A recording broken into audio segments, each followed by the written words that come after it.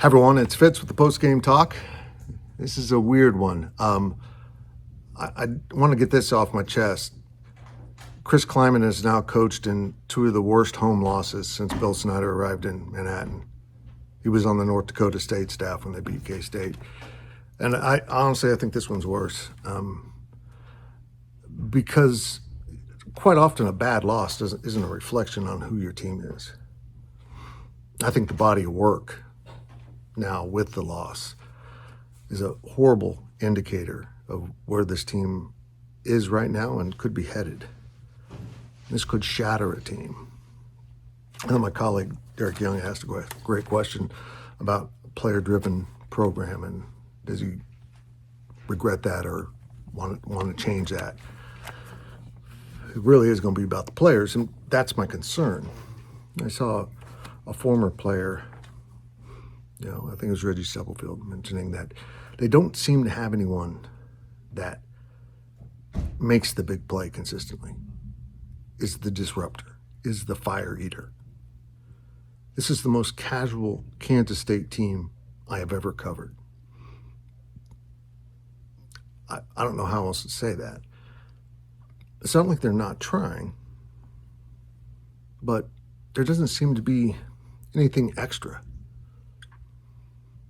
Here's the weirdest stat, and literally I've covered so many football games. Kansas State's time of possession in the second half was 3 minutes and 16 seconds. Some of that's return time.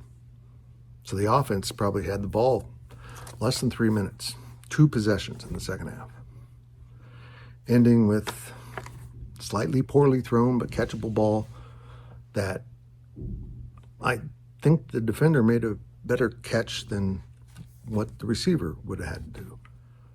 Army made plays. I thought the first mistake of this game was kicking the first field goal.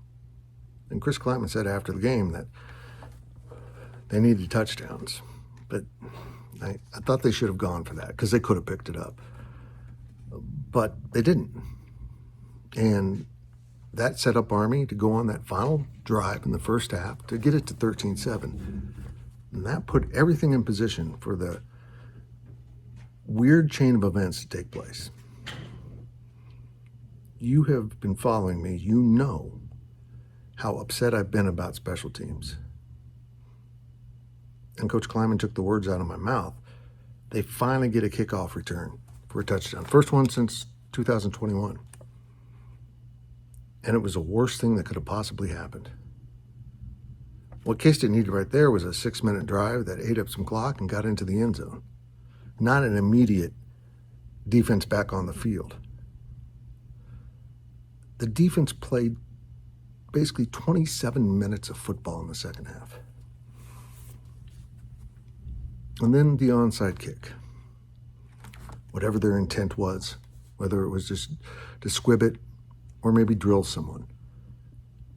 If you're Army, you literally could not have had a better series of events. One, and I got in a little dispute with Coach Klieman about this, the front line was bailing. They were not in a position to cover an onside kick. In fact, Mikey Bergeron, the one who had the ball hit him, was the most turned. He could still see the ball, but his momentum was going away from the ball. He was in no position to field it. And by a 1 in 1,000 chance, 1 in whatever chance, the ball drills him and goes right back to Army. Best case scenario. Once again, the defense goes back on the field.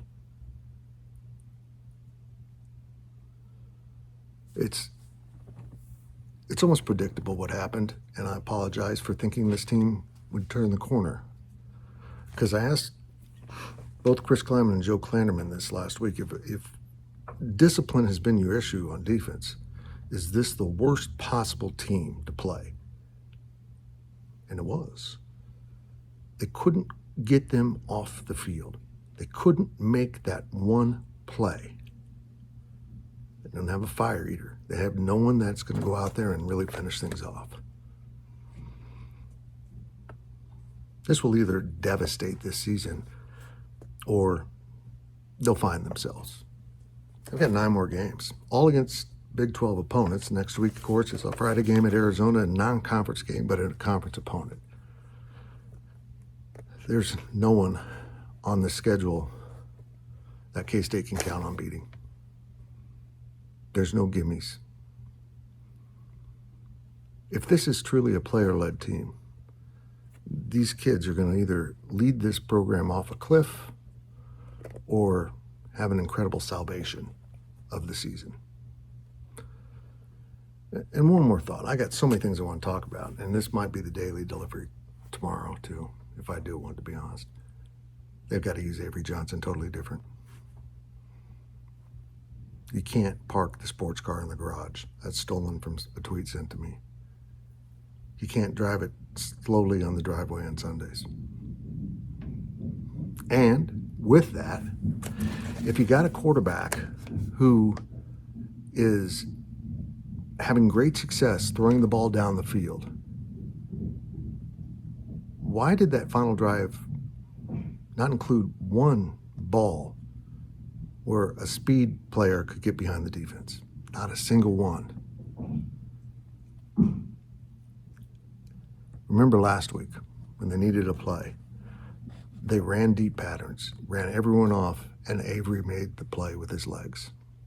Granted, North Dakota appeared to be more in man, and this was zone, but you have to make the zone adapt to your patterns.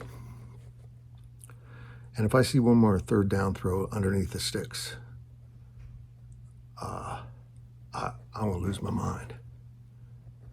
Why don't they occasionally try to pick up a first down?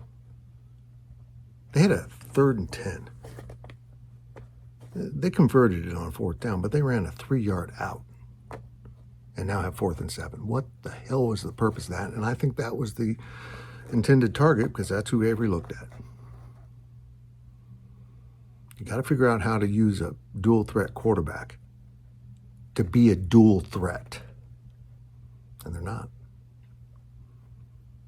Interesting moments with Chris Klieman after the game. We have grown pretty close, and I appreciate him, but what's happening right now is intolerable to K-State fans. No, it's not the worst loss in K-State history. I've been through the darkest, the most bleakest college football seasons ever. I've seen that. But in the post-Snyder era, it's up there, isn't it? It really is up there.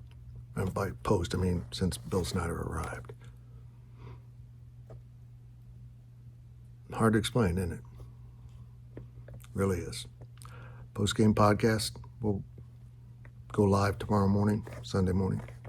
I haven't set the time yet. I will when I get back to my studio. Hang in there, Cat fans. Ryan Gilbert and I will be in Tucson next Friday night to cover that game. Hopefully I have better news from the desert. And that's it for this. Signing off. Hang in there, Cat fans. It'll get better.